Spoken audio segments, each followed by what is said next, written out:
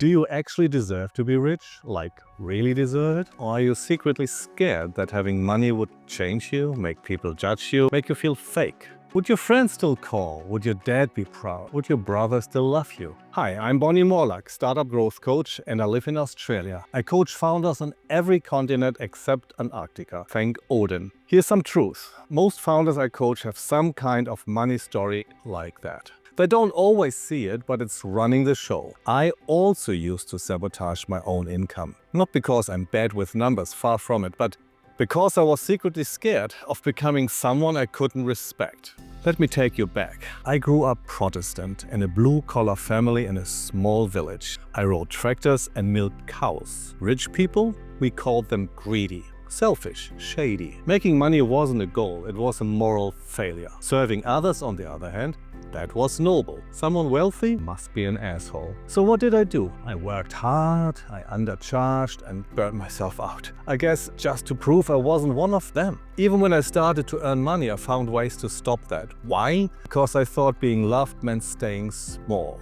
Let's break this down. Here's what we're doing today. First, why smart founders sabotage money without realizing. Then, the 4 hidden fears about wealth and success. And finally, a practical reset that you can start today. Alright, let's go. So, our beliefs about money, they aren't facts. They're stories, old ones, usually inherited and almost always subconscious. Morgan Housel nails this in his awesome book, The Psychology of Money. I put a link below. He says people make financial decisions based on emotions first and logic later, if at all.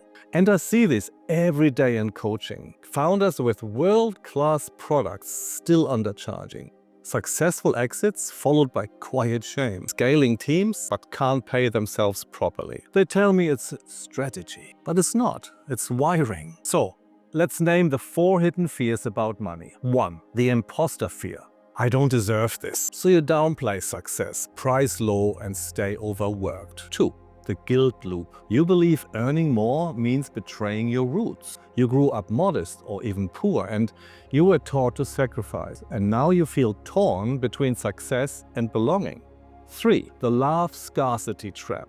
You believe you can be loved or wealthy, but not both. So you unconsciously avoid wealthy, even if it means resentment later. 4. The freedom fraud. You finally have time and money and immediately overfill your calendar to prove you're still useful. It's wild and common. So let me ask you, which one sounds like you? My pattern? Oh, definitely guilt. I undercharged for years and over-delivered. Stayed broke, but good. So late in life, I realized I wasn't avoiding greed, I was avoiding growth. So how do we change that? Here's a 3-step reset. Step 1, write the script and ask yourself, what did I learn about money as a kid? What did I hear about rich people, about success, about self-worth? Was money freedom, danger, evil, power? Write it down, just the truth.